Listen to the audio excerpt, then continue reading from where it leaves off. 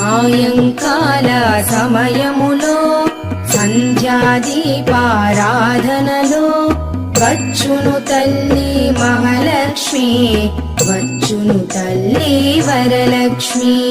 కాళ్లకు గజ్జెలు కట్టింది, మెడలో హారము వేసింది, పిలచిన వెంటనే పలికింది, అడిగినదంతా ఇచ్చింది. సాయంకాల సమయములో సంధ్యాదీపారాధనలో వచ్చును తల్లి మహాలక్ష్మి, వచ్చును తల్లి వరలక్ష్మి.